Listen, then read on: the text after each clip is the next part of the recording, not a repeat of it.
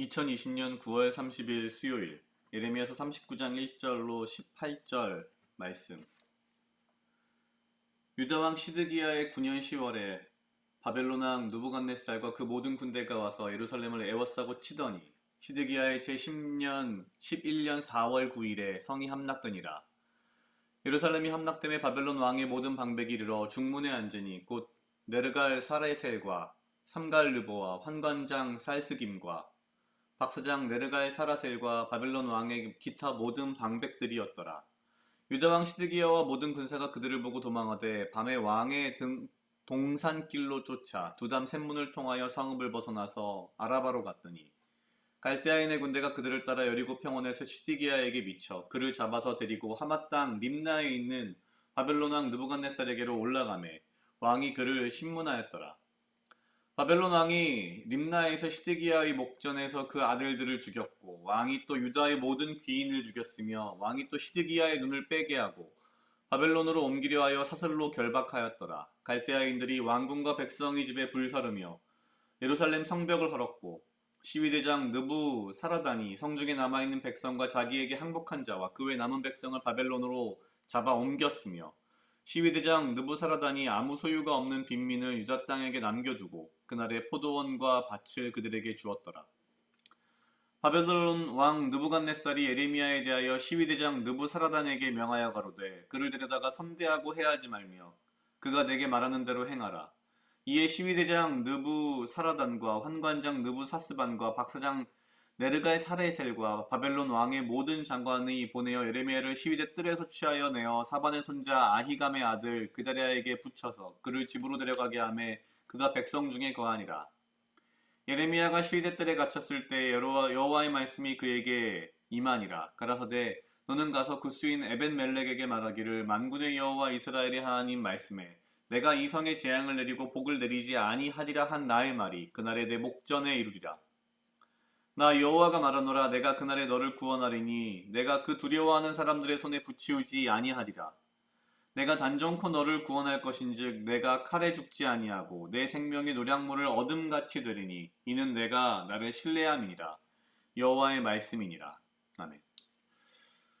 오늘 예레미야서 39장 말씀은 결국 유다가 바벨론에 의해서 함락되는 그 모습을 보여줍니다. 바벨론에 의해서 함락이 되자마자 시드기야는 밤에 셋 문을 통하여, 그러니까 아주 뭐랄까요, 비밀문 내지는 아주 좁은 통로를 통해서 성읍을 벗어나서 아라바로 갔다고 되어 있습니다. 아마도 지역적인 측면들을 쭉 보면은 이집트로 도망을 가려는, 이집트로 망명을 하려는 것으로 보입니다. 여태까지 시드기야와 유다의 방백들이 해왔던 여러 가지 행동 패턴에 비추어 보면 굉장히 당연한 수순이었을 것으로 보입니다. 그러나 이집트까지 가지 못하고 여리고 평원에서 결국 잡히고 맙니다. 그리고 난 후에 느부갓네살에 의해서 결국 그의 가족들이 죽고 또한 시드기야는 눈이 뽑히며 예루살렘은 불살라지고 성벽은 무너지게 됩니다. 39장 10절에 보면 이런 표현이 있습니다. 시위대장 느부사라단이 아무 소유가 없는 빈민을 유다 땅에 남겨두고 그날의 포도원과 밭을 그들에게 주었더라. 왜 굳이 이 표현이 꼭 이 중요한 순간에 등장해야 했을까? 아마도 이것은 당시 유다가 얼마나 뭐랄까요? 패역하였으며 특히 이 약한 자, 가난한 자들을 얼마나 홀대하였는가에 대한 일종의 반어적인 표현이 아닐까라는 생각이 듭니다.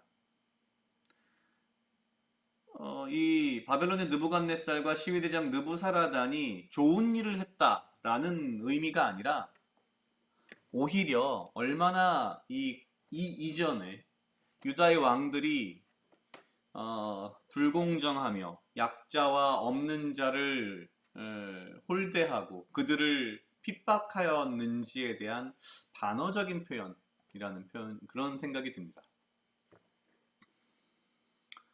그리고 나서 11절부터 등장하는 표현은 이렇습니다. 느부갓네살이 에레미야에게 대하여 시위대장 느부사라단에게 명하여 가로되 선대하고 해하지 말라. 물론 여러 가지 이유가 있을 수 있습니다. 하나님께서 그렇게 명하신 것도 분명히 있을 것이고, 또한 이미 이 바벨론에 항복한 많은 유다 사람들 중에 아마도 그들이 느부갓네살에게 이야기를 수차례 했을 겁니다. 예레미야라는 사람이 있고 그는 바벨론에 의해서 예루살렘이 함락될 것이라고 예언을 하였고, 또한 그런 예언에 따라서 바벨론에 항복하도록 굉장히 오랜 동안 종용해온 사람이다. 그래서 어쩌면 후대했을 가능성도 있고요. 여러 가지 가능성은 있습니다. 그러면서 39장 16절에 에벤멜렉에 대한 하나님의 말씀을 예언하는 부분이 나옵니다. 에벤멜렉은 이 앞전에 예레미야가 그 깊은 구덩이에 빠져서 죽어갈 때에, 진흙 속에서 빠져서 죽어갈 때에 이 시드기야에게 청하여서 실제 그 헌 옷들을 엮어서 밧줄을 만들어서 예레미야를 구출해낸 그런 사람입니다. 그러면서 18절에 하나님께서는 분명히 이렇게 표현합니다. 내가 단전코 너를 구원할 것인즉 내가 칼에 죽지 아니하고 내 생명이 노량물을 얻음같이 되리니 이는 내가 나를 신뢰함이니라. 여호와의 말이니라. 굉장히 이 반어적인 표현들이 많습니다. 단전코 내가 너를 구원할 것인즉 내가 칼에 죽지 아니하고, 그런데 표현이 그 다음 이렇습니다. 내 생명이 노량물을 얻음과 같이 되리니. 노량물이라고 하는 것은 전쟁에 승리한 자가 취하는 것이 노량물입니다. 분명히 지금 유다는 바벨론에 패했고 그 패한 나라의 높은 자리에 있는 사람이며 시드기야를 어떻게 보면은 보좌했던 사람입니다. 그랬던 에벤멜렉을 하나님께서는 패배자가 아닌 승리자로 지금 표현하고 계신 거죠. 그러면서 내가 나를 신뢰함이니라. 내가 나를 신뢰했기 때문에 네가 승리한 것이다. 오늘 말씀을 보면서 그런 생각을 했습니다. 참 아이러니한 뭔가 반어적인 측면이 있다는 것은, 결국 현실적으로는 나라가 패망했고 패하였고 패배한 나라의 그 왕을 모시던 사람인데, 그를 하나님께서는 승리자, 오히려 승리자 중에서도 노량물을 취할 정도의 강력한 승리자라고 표현을 하십니다. 그 이유는 에벤멜렉이 하나님을 신뢰했기 때문이라고 분명하게 말씀하고 계신 거죠.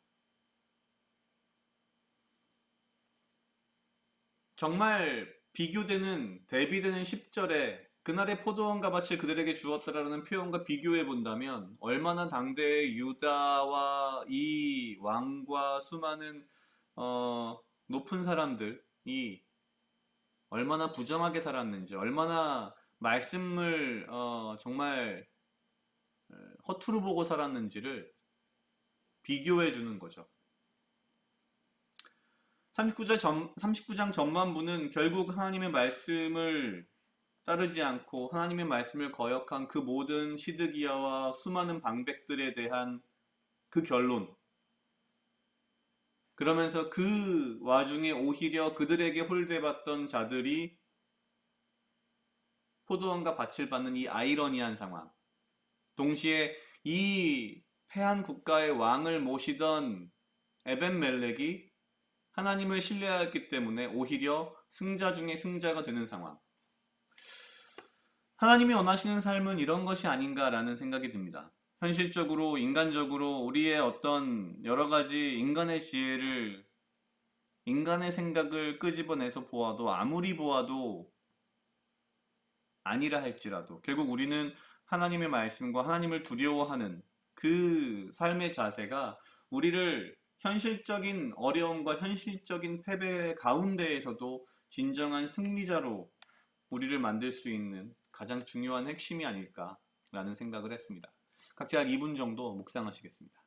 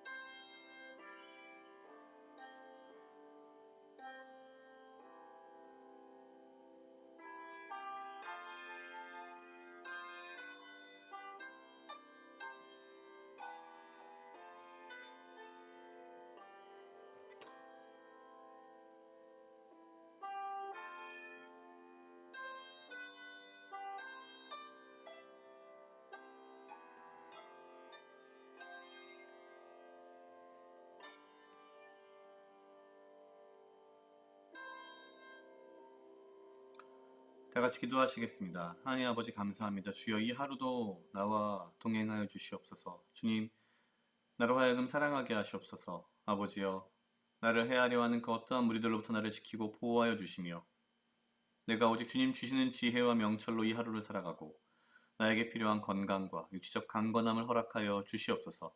주님, 내가 내 삶에서 인간적인 승자가 되는 것이 중요한 것이 아니라 내가 오직 주님의 말씀 가운데 주님을 신뢰하며 주님을 두려워함으로 주 안에서 승리하는 승리 중에 승리자가 될 수 있도록 주여 인도하여 주시옵소서. 감사합니다. 이 모든 말씀 예수님 이름으로 기도드렸습니다. 아멘.